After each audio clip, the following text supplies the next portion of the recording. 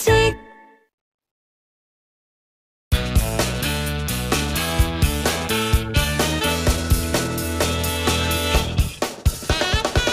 네, 우리 경제가 지금 심각한 상황이죠. 각종 연구기관이 우리나라 경제 성장률 전망을 1% 안팎으로 내다보고 있습니다. 내수 경기 침체 심각한 상황인데 지금 우리 경제 버팀목 수출도 걱정이죠. 여야가 충돌하는 사이에 트럼프 대통령의 우리나라를 향한 관세, 그 방위비 압박은 갈수록 거세지고 있습니다.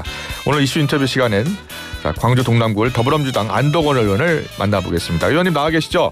예, 안녕하십니까. 네, 안 의원님. 네. 자, 먼저요. 윤석열 전 대통령이 오늘 새벽 구속 수감이 됐습니다. 지난 3월 풀려난 지 넉 달 만에 재구속인데요. 어떻게 보셨어요?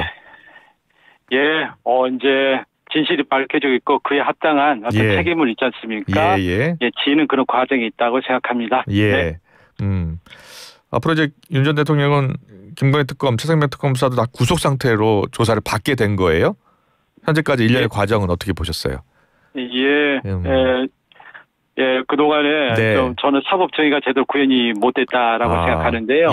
이번에 다시 이제 새로운 정부가 시작되면서 대한민국 국민은 누구나 똑같지 않습니까? 법 앞에 공평하지 않겠습니까? 그러한 공정한 사법 절차에 따라서 지금 준엄하게 그 죄와 그에 대한 책임을 묻을 거라 이렇게 생각됩니다. 네. 자, 본격적으로 우리 경제에 대해서 좀 더 물어보겠습니다. 기재부 차관 출신이기 때문에 또 기획재정부 예산실장도 지내시고 해서요. 먼저 우리나라 지금 경제 상황이 어때요? 저 경제 성장률 전망치가 너무 낮아서요. 네, 그렇습니다. 지금 이제 경제 심리는 많이 좀 회복이 됐죠. 우리 지금 주식 시장이 있지 않습니까? 아마 전 세계에서 제일 높은 수준으로 좀 빨리 좀 회복이 좀 되고 있고, 환율이라든지 이런 지표들 다 안정이 좀 되고 있습니다. 다만 지금 경제 성장률 자체가 지금 너무 좀 꺼져 있잖아요. 그래요. 그래서 지금 정부가 뭐 추경 등의 조치 등을 하고는 있습니다만은 그럼에도 불구하고 우리 올해의 경제 성장은 1%를 있지 않습니까? 넘기 어려울 것이다라는 것이 지금 대세적인 관측입니다. 지금 내수 경기 어려운 상황이고 지금 트럼프 정부가 계속해서 우리나라 관세 압박하고 있잖아요. 그러면 우리 경제 버팀목이 수출인데 수출까지 어려워지는 거 아닙니까? 예, 그렇습니다. 지표상으로도 수출이 좀 꺾이고 있어요. 그래요? 지금 그런 좀 상황이고, 그래서 지금 또 이제 관세 영향이 있지 않습니까? 이제 구체적으로 어떻게 그러니까 관세가 확정이 어떻게 되고, 어떤 모습으로 되고, 하면 그에 따른 또, 이제 현장에 있지 않습니까? 실물 현장에 이제 파급이 이제 시차를 두고 나타나겠죠. 그러면 약간 우리 수출을 더욱더 어려워질 수 있다. 저희 내수가 워낙에 좀 어렵고, 우리의 유일한 버팀목이 수출 아니겠습니까? 수출마저 흔들릴 수 있다면은 우리 경기가 굉장히 있지 않습니까?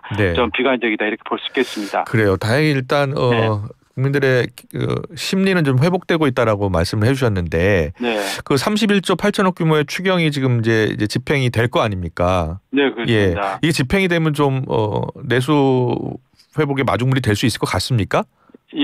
저는 그렇게 바라보고 있죠. 현재 우리 내수는 빈혈 상태죠. 그래서 긴급한 수혈이 좀 필요한 좀 상황이다. 그래서 이번 추경이 내수를 살리는 하여튼 그러한 수혈이 될 것이다라고 보고 또 계층적으로 보면 지금 경기 침체로 제일 어려운 층들이 지금 소상공인 자영업자 아니겠습니까? 지금 폐업만 해도 이제 100만 명이 넘어가고 하는 이런 좀 심각한 좀 상황이거든요. 그래서 하여튼 거진 질식 상태에 있는데 여기에 하여튼 매출에 있지 않습니까? 좀 숨통이 좀 트일 것이다라고 보여지는 겁니다. 그리고 이렇게 한다면은 지금 한국은행이나 이런 쪽에서 보고 있기를 금년에 경제 성장률 효과가 0.1에서 또 잘하면 0.2%포인트까지 좀 올라갈 수 있다 이렇게 봅니다. 현재 한국은행이 우리 경제 성장률 0.8을 보고 있지 않습니까? 그래서 만약에 이 정도가 보태지면은 우리가 겨우 1% 턱걸이하는 어떤 수준 안에 어떤 경기 회복은 좀 기대가 된다. 이렇게 보여집니다. 그렇지만은 우리 추경만으로 우리 경제를 살 수는 없고 여타 경기를 부양시킬 수 있는 대대적인 조치들이 지금 다 동반이 좀 돼야 한다고 생각합니다. 어떤 대책이 있겠습니까? 경기를 부양할 수 있는 대책이. 가장 중요한 거는 민간 소비가 좀 살아나야지 않겠습니까? 그래서 이번에 정부가 지역사랑 상품권을 발행을 해서 이걸 민간 소비에 이제 자극을 줄 것입니다. 이를 기하로 해가지고 저기 민간 소비가 활성화돼야 되고 특히 여름 있잖아요. 바캉스. 이제 오지 않겠습니까? 그래서 이번에는 해외에 나가기보다는 국내에서 휴가를 즐기는 그래서 지역의 관광 이런 쪽에 좀 수요를 진작시키는 이러한 좀 노력들이 필요할 것 같고 또 지금 또 투자 좀 대대적으로 좀 필요하지 않겠습니까? 그래서 기업들도 지금 변화된 상황 그리고 정부가 적극적으로 경제를 이렇게 진작시키고 또 새로운 성장 동력을 만들려는 의지와 연계시켜서 지금 계획하고 있는 투자를 좀 서둘러야 된다 이렇게 생각되고 또 지금 벤처 투자가 지금 너무 있잖아요. 많이 저조하지 않습니까? 이런 부분에 있어서도 또 새로운 있지 않습니까? 모멘텀을 좀 만들어서 창업하는 그런 있잖아요. 분위기를 다시 좀 조성을 해야 한다 이렇게 생각합니다. 그래요. 예. 네. 기획 재정부에서 예산실장을 지내셨으니까요. 우리나라가 지금 최근에 세수 그러니까 들어오는 돈보다 세출이 좀 더 많고 예상보다 세수가 적잖아요. 50조, 30조씩 적게 들어오고 있어요. 네네네. 예, 어떻게 해야 돼요? 살림을 지금 이런 상황이라면 계속해서 채권 발행해야 되고 빌려야 되는 거 아니에요? 맞습니다. 지금 지난 윤석열 정부 이제 3년 동안의 세수 결손이 지금 97.5조입니다. 100조 가까운 100조 원이에요. 지금 안 들어온 거예요.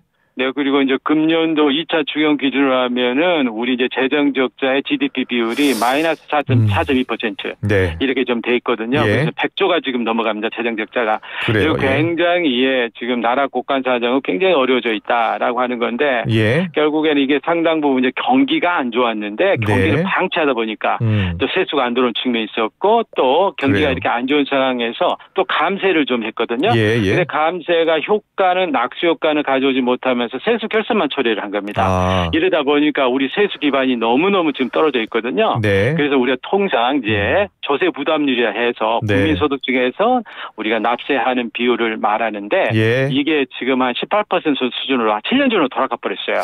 그래요? 그래서 굉장히 지금 재정 사정은 좀 어려운 좀 상황입니다. 그래서 결국 이런 재정 사정을 그럼 어떻게 할 거냐? 이게 적자가 생기니까 예를 들어 지출을 줄여야 한다. 이거는 좀 말이 안 되는 거고 경제를 더 살려야 되죠. 경제를 살려서 경제가 활성화되면은 이제 세수가 그만큼 자연 세수가 증가하지 않겠습니까?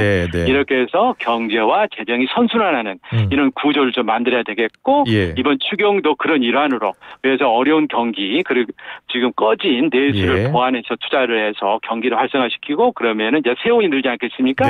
그래서 여기 세수가 늘고 그래서 적자를 개선하는 이러한 구도를 만들기 위한 첫 출발이다 이렇게 저는 생각을 하고 있습니다. 네, 경기가 활성화돼서 세수가 더 거치면 좋겠죠. 그렇죠. 자, 그런데 지금 우리나라가 GDP 대비 국가 채무 비율이 지금 50%에 육박하고 있잖아요. 의원님이 예산실장 하실 때는 그때 부채 비율이 한 20% 됐나요?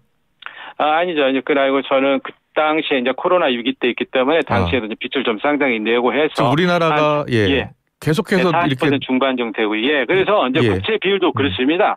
이게 절대적인 수치를 보면 우리나라가 다른 나라하고 비교를 해보면 그렇게 높은 수준은 아니에요. 그러니까 OECD 이제 유사 국가하고 비교해 봤을 때 한 중간 이하 수준이거든요. 그리고 중요한 것은 이제 이 빚을 감당할 수 있는 저건 빚의 상환 능력 그거잖아요. 그럼 결국은 그것도 또 경제 성장인 겁니다. 그래서 우리가 재정 적자를 줄여나가고 국채를 줄여나가는 가장 기름길은 뭐냐? 결국은 우리 경제를 튼튼하게 성장을 시키는 거다라고 이제 보여지는 겁니다. 그래서 아직은 우리가 그렇게 걱정할 만한 정도의 이제 부채는 아니다. 그리고 중요한 건 지금 우리 부채의 상환 능력, 즉 우리 경제의 성장. 능력을 확충해 나가는 일이 더 시급하다. 그리고 우리에게 남겨진 이게 골든타임의 시간에 어떻게 경제 제도약을 일으켜서 새로운 성장 동력을 만들 것이냐라는 데 좀 주력을 해야 된다. 이렇게 좀 생각을 합니다. 그래요. 일단 민생 회복 소비 쿠폰이 지금 13조 원 정도 되나요? 그렇습니다. 13조 원들의 소비 쿠폰 야당에서는 이제 선심성 포퓰리즘이라고 비판을 하고 있어요. 이 민생 회복 소비 쿠폰이 큰 도움이 될 것으로 보세요? 당연하죠. 지금 그거는 한번 시장에 가서 있잖아요. 우리 상공인들한테 한번 여쭤보십시오. 지금 사는 목마름으로 지금 이걸 기다리고 있는 겁니다. 그래서 이는 뭐 단순한 소득 이전이 아니고 소비를 진작시키는 그리고 가장 어려운 골목 상권 서민 경제 일단에 돈이 돌게 하는 거죠. 예. 그리고 우리 서민들이 생계를 유지를 시켜줘야 돼, 일터를 지켜줘야 되지. 그렇지 않고 이분들이 예를 들어 실업 상태로 간다라고 하면 어떻게 되겠습니까? 이분들 실업보험도 없잖아요. 네. 실업급여도 없죠. 그럼 이분들 예를 들어서 상황이 정말 절망적인 상황이 된다면 기초수급자로 예. 결국은 국가에서 생활 보조로 받는 계획으로 전락하게 되거든요. 그러면은 우리 이게 막대한 또 재정 지원이 또 소요가 되는 겁니다. 네. 네, 그래서 우리 소상공인들이 본인들의 생계를 지키게 하는 일이 무엇보다도 있지 않습니까? 시급하다. 예. 이렇게 좀 생각됩니다. 예, 이 2차 추경을 통해서 1, 2차 추경을 통해서 경기가 네. 회복이 되면 너무 좋은데 부족하다면 네. 3차 추경도 논의될 수 있는 건가요? 이제 3차 추경은 시기적으로 모아할 수는 있잖아요. 저는 이게 그렇게 적절한 선택은 아니라고 봅니다. 아주 비상적 상황이 발생을 했다 하면 모르지만은 네. 그렇고요. 일단 2차 추경이 이제 연말까지 이제 집행을 하는 게 이제 제대로 집행하는 게 중요할 것 같고요. 네. 또 이제 본예산 편성에 들어갑니다. 네. 그래서 이제 부족한 부분들은 내년 예산에 또 담아서 또 이렇게 좀 경기를 살리는 예산들을 내년 예산에 충분히 담는 노력을 선행해야 할 듯 싶습니다. 네. 이번 추경안 통과할 때 그 네. 지역구 예산들도 많이 포함이 됐는데 의원님 네. 지역구가 광주 동구 남구 을인데 광주 전남 네. 지역의 예산이 총 6억 원 증액이 된 거예요? 네. 예, 아니요. 그거는요, 이제 정부 추경 안에 이제 그게 들어간 거고요. 그래요? 정부가 이번 예산 중에 저게 있습니다. 이제 지역 건설업이 너무 어렵잖아요. 예, 그래서 지역 SOC 사업들, 그러니까 국가가 지금 시행을 하고 있는 KTX 사업이라든지 고속도로 사업들, 이런 부분들을 공기를 좀 단축을 하자라고 해가지고 지금 공기 단축이 가능한 그러한 사업들을 골라서 정부가 안에 담아왔어요. 예, 그래서 이제 그거는 어떤 특정 지역에 편중된 게 아니고 공기를 단축해서 빨리 완공시킬 수 있느냐라는 것을 기준으로 해가지고 그 사업을 정했다고 저는 알고 있습니다. 그래요? 어제 조건진 우리 공화당 대표가 출연을 해서 호남과 영남 지방의 예산 차이가 크다라고 주장을 했거든요. 그래서 이번 추경은요, 이제 규모도 적고 이번 추경의 초점은 뭐 지역의 SOC 사업을 늘리겠다는 것이 아니고 이번에는 이제 소비 진작을 위한 우리 소상공인들에 대한 민생 회복 소비 쿠폰 또 지역사랑 상품권 확대 이게 주 내용이죠. 그리고 지역 사업은 여기에 있지 않습니까? 필요 최소한의 지역 경기를 살리기 위한 필요 최소한의 사업만 반영되었다 이렇게 이해를 하시면 되겠습니다. 전체적으로 예산이 지역에 맞게 균형 있게 지금 편성이 된 거예요? 그러니까요. 그러니까 이제 지역 관련 사업들은 이제 본예산에 편성할 때 균형되게 이제 반영을 좀 하면 되는 거고. 본예산 때 반영을 하면 된다. 이번 추경에서는요. 그 지역 사업이 이제 주가 아니었죠. 그래서 일부 보조적인 사업만 약간 들어간 겁니다. 그래서 두 쪽 합쳐가지고 한 4조 원 정도 들어갔거든요. 그래서 그것도 이제 완공을 땡길 수 있는 계속 사업 위주로 이제 들어간 겁니다. 알겠습니다. 그리고 이번 추경 가운데 지금 비탕감도 들어갔잖아요. 포함이 됐잖아요. 도덕적 해이를 어떻게 해야 돼요? 미리 열심히 갚은 분들한테는 열심히 벌어서 갚았는데 이렇게 탕감을 해주면 불공평하다라고 할 거 아니에요. 그래서요 이번에 이제 탕감의 대상이 된 분들은 7년 이상 있지 않습니까? 연체가 된 분들, 즉 도저 있지 않습니까? 이제 갚을 길이 없는, 그러니까 사실상 있지 않습니까? 이제 그 휴지 조각이나 다름없는 있지 않습니까? 채권들인 거죠. 그것을 이제 한 거고요. 또 이제 성실 있잖아요. 이제 상환자들에 대해서는 또 인센티브를 좀 드렸죠. 그래서 이제 분할 기간도 좀 늘려드리고 또 이자도 있지 않습니까? 좀 늘려주는 그런 조치가 균형되게 갔다 이렇게 좀 말씀드리겠습니다. 그리고 중요한 것은 어차피 못 갚을 값을 있지 않습니까? 못 갚을 빚을 그렇잖아요. 계속 부과를 해서 그분들 있지 않습니까? 짐이 되게 하면 안 되지 않겠습니까? 그래서 이분들이 그것을 어차피 못 그 것은 있지 않습니까? 탕감을 하고 새롭게 있지 않습니까? 출발하도록 하는 게 또 경제적으로도 있지 않습니까? 그 효율에 좀 맞는 일이라고 생각합니다. 알겠습니다. 주식시장, 부동산 시장 좀 물어볼게요. 주식시장이 지금 말씀하신 것처럼 우리나라 주식시장 주가 상승률이 올해만 보면 지금 전 세계에서 탑인데요. 코스피가 지금 3,100선을 지금 넘어섰는데 코스피 5,000까지 가게 하겠다라는 게 이재명 대통령 공약이잖아요. 코스피 5,000 특별위원회도 지금 여당에서는 가동하고 있더라고요. 예. 저도 거기 이제 포함되어 있습니다. 자, 어떻게 가능하겠습니까? 이번 정부 안에서? 예, 이제 코스피 5천이라고 하면은요. 예. 우리 주식시장이 활성화돼서 우리 국민들의 제1의 저축수단 있지 않습니까? 주식이 되고 거기 투자된 돈들이 기업에 들어가서 우리 미래를 위한 투자 자금을 이렇게 선순환되는 그리고 이제 부동산이라든가 있지 않습니까? 예. 사회적 폐해를 많이 그전에 가져오는 이런 부분들의 자금이 흐름 물꼬를 있지 않습니까? 네. 생산적으로 돌린다는 여러 가지 측면에서 굉장히 바람직하죠. 예. 그리고 지금 정부가 주식시장을 이제 정상화시킬 수 있는 여러 이제 조치들을 하고 있죠. 이번에 특히나 상법이 이제 개정이 되고 하면서 예. 이제 우리 주식시장도 이제 공정하게 하고 소수 주주의 권익 있지 않습니까? 충분히 네. 보장되는 어떤 기업 경영 시스템도 우리가 이제 마련을 한다 이렇게 돼 있지 않습니까? 그래요. 이런 예. 여러 가지 이제 기대들이 반영이 되고 정부가 실제 중요한 거는 이걸 행동에 옮겼거든요. 예. 조치에 옮기면서 지금 시장의 신뢰가 붙으면서 지금 코스피에 대한 있잖아요 상승 압력이 지금 들어오고 있고 외국인들도 많이 있지 않습니까? 예. 순투자로 좀 돌아서고 하는 아주 긍정적인 게 지금 나타나고 있습니다. 그렇지만 이번 조치로 모든 게 끝나는 건 아니겠고요. 예. 자본시장 개정이라든지 이제 추가적인 조치가 있어야 될 것입니다. 그래서 기업 가버넌스 구조를 더욱더 투명화해야 되고 그렇지만 가장 중요한 것은 우리 이제 경제 성장 역량이죠. 그리고 우리 기업의 수익성 아니겠습니까? 네. 그래서 우리가 이제 미래 혁신 산업을 키우고 세계 굴지에 기업들을 키우는 그러한 노력들이 동반이 돼야만이 우리 이제 코스피 5천은 안정적으로 있지 않습니까? 우리가 달성할 수 있다 이렇게 생각합니다. 그래요. 예. 부동산 대책 짚어볼게요. 지금 주택담보대출 한도를 6억 원으로 제한했잖아요. 초강력 대책이라고 합니다. 어느 정도 효과가 지금 있을 것으로 보고 집값 안정에 어느 정도 도움이 될 것으로 보세요? 예, 저는 이제 상당 부분 지금 최근 있지 않습니까? 한 2, 3개월에 이제 수도권, 특히 서울에 있지 않습니까? 이제 아파트값이 급등을 했는데 그건 상당히 이제 미래 기대 심리 그렇잖아요. 주택값이 올라갈 것이다라고 해서 캐피탈 게인이 생길 것이라는 어떠한 그런 기대치에서 나온 거거든요. 예. 그래서 그런 기대는 어떤 실수에 기반하는 거 아니지 않겠습니까? 네. 투자나 투기소에 입각한 저는 버블이었다고 생각됩니다. 예. 그 버블을 이번에 정부가 유동성 조치를 해가지고 안전이 있잖아요. 이걸 끊었단 말이에요. 그래서 저는 이제 당분간에 있어서의 이제 투기와 투자 소요는 좀 우리 부동산 시장에서 발붙이기 어려울 것이다. 그러면 결국은 실수에 입각한 어떠한 시장이 정착이 되지 않겠느냐. 그러면서 부동산 시장은 안정을 되리라고 봅니다. 그렇지만 이거는 단기적인 이제 상황이고요. 이제 중장기적으로는 이제 주택 안전한 공급 있지 않습니까? 이게 이제 뒷받침이 돼야 될 것 같고 그런 부분에서 정부가 추가적인 조치를 이제 준비를 좀 하고 있는 걸로 알고 있습니다. 예, 정부의 집값 안정 대책은 전체적으로 우리나라 집값을 하향 안정시키겠다는 건가요? 저희가 지금 여러 가지 지표를 봤을 때 이제 수도권 서울의 집값은 우리가 감당하기 어려운 수준 아니겠습니까? 그래서 이는 우리 이제 저축 생활자들 있지 않습니까? 우리 근로자들이 자기 저축을 월급을 꼬박꼬박 저축해서 모아서 그래서 살 수 있는 어떤 그런 집값이 아니지 않습니까? 우리가 바람직하건대 있지 않습니까? 열심히 노력해서 저축해서 한 10년 저축해서 예를 집을 사는 이제 그런 구조가 되어야지 않겠습니까? 이게 어렵다 보니까 모두 있지 않습니까? 일단 이제 로또식으로 일단 생각하는 거 아니겠습니까?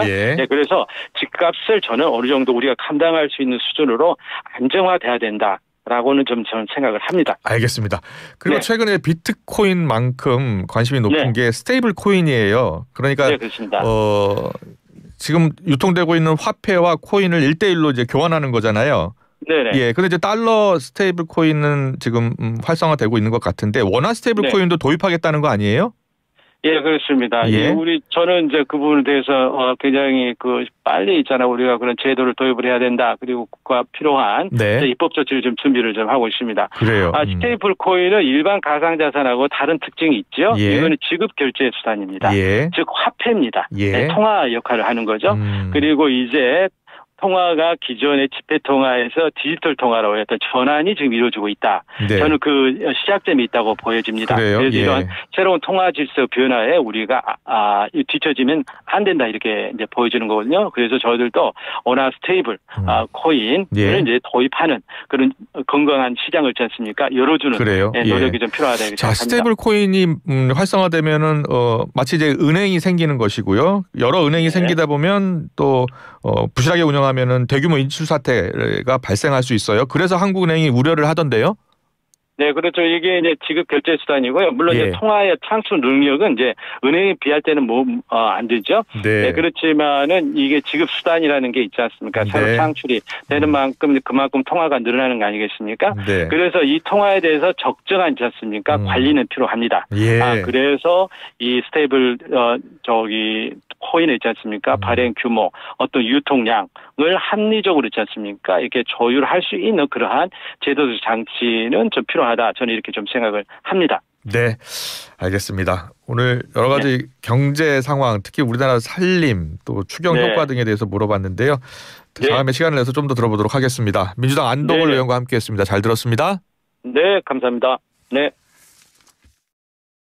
합성 목재 예스팀바, 산책로 야외 데크, 울타리 사이드.